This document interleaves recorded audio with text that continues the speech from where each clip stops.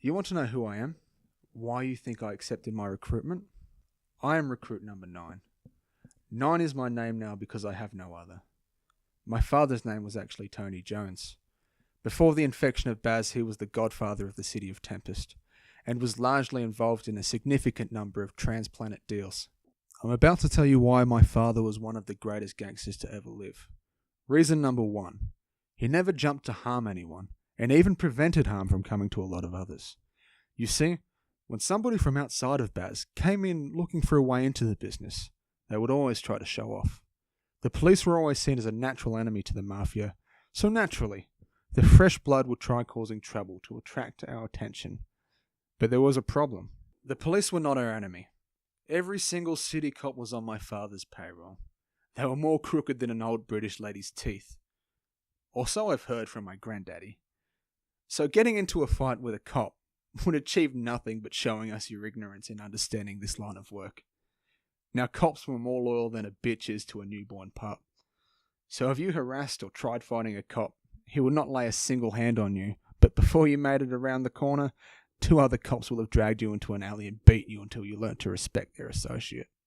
My father knew that these new guys were not aware of this, and because all the officers of the law were on his payroll, he used to wave them away from their fresh meat. The second reason is, he always gave you a warning. Say you tried moving onto his turf. He would not cut your supplies for whatever supplement you sell. He would not get the cops to write you up and place you in prison for the rest of your life. He would not burn down your facility, beat your staff, break your legs, nor ensure that you couldn't move into any other city that he had connections in. Which was all of them, by the way.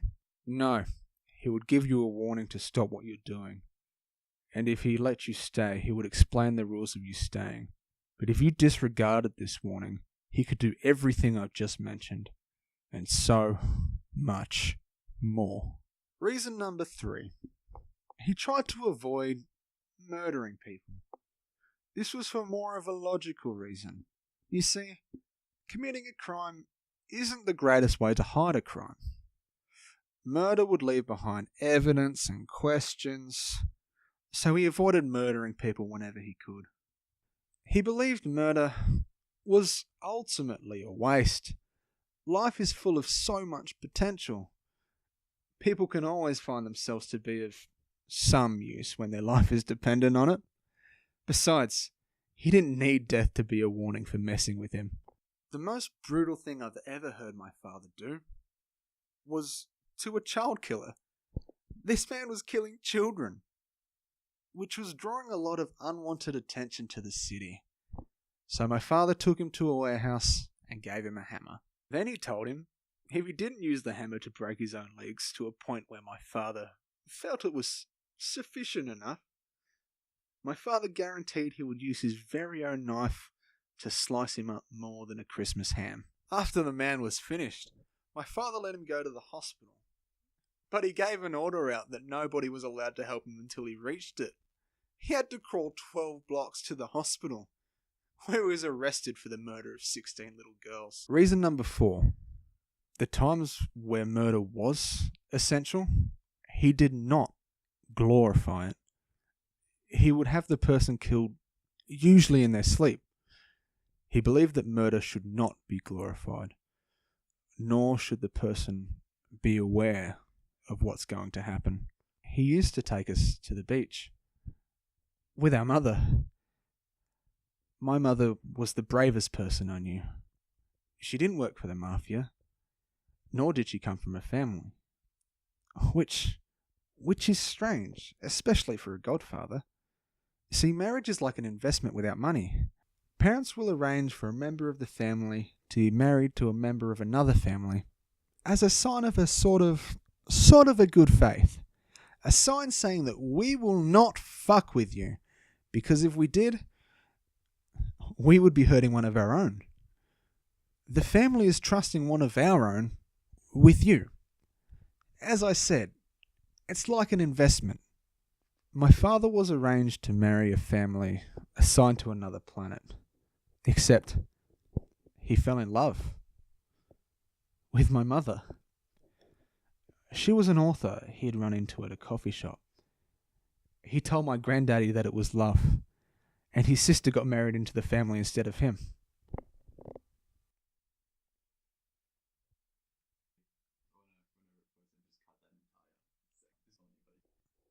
As I said, our family loves each other.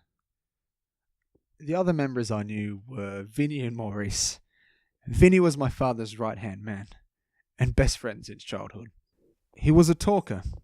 He could lie and get through almost any situation. Normally, the talker in mafia movies is seen as the weasel, but this was not the case with Vinny, as he was the most loyal person in the verse to my father. Maurice was mine and my sister's bodyguard, and he was big. I'm talking he could pick up wrestlers and slap them around as if they were altar boys. That big. He was really nice and kind. Warm. He was almost a big child around us, playing action heroes with me while wearing a tutu for play tea with my sister. It was nice. But then it happened. The infected hit Baz, and serfs were in my father's city. I remember there was talking in my dad's office. He was talking to someone on the phone. Then he guided us out to the capsule. A capsule is essentially a rocket that launches you into space and leaves you in orbit for somebody to pick you up. This way, people could individually evacuate, and any pods with infected in them could be shot out of the sky without losing a large amount of innocent life. We had just got out of my dad's office when we heard the banging. Suddenly, the front door blew open, and a serf was standing there. He took apart the wall just by walking through it. My father, he turned to Vinny and told him to get us to the pod. Then he walked towards the serf. Vinny rushed us into the kitchen and placed us all into the pod and activated it before turning around and saying that he couldn't let my father face it alone. The ship's launch timer was set to 2 minutes. That's when we heard it. The blood-curdling scream of my father. Vinny, he pulled out his gun, started to rush back to my father, but then he stood in the doorway. The serf was standing back at him, with his hands covered in blood. Vinny started shooting at him, but it didn't slow him. He didn't even flinch. Don't get it twisted. The bullets were going in. The serf didn't care. Till he reached Vinny, where he used one hand to grab him by the shoulder.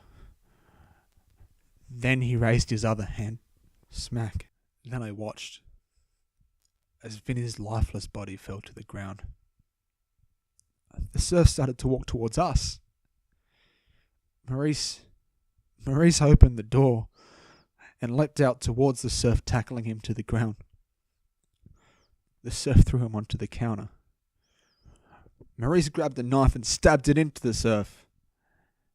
There was silence for a second, until the serf smiled and snapped the handle off, dropping it to the ground.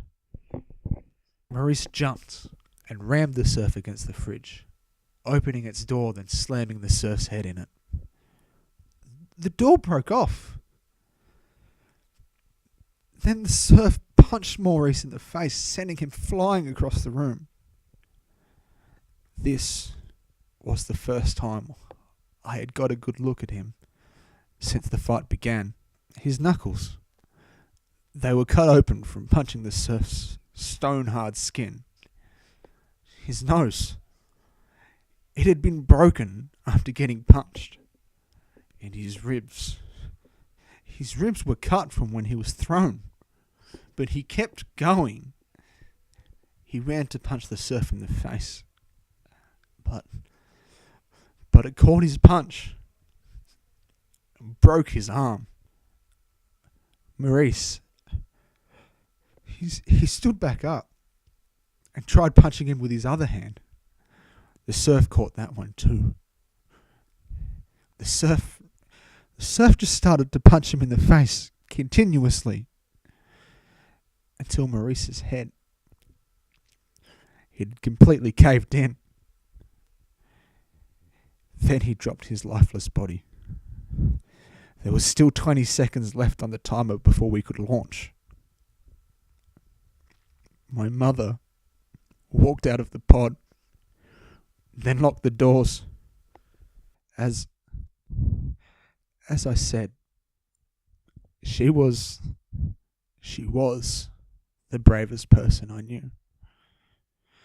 She stood right in front of the surf and whispered, "No." The surf went to walk around her, but then she jumped in his way and said, "No." The surf picked her up and moved her out of the way. Then the surf started to walk towards us. Suddenly our mother had jumped on its back and started screaming, "No!"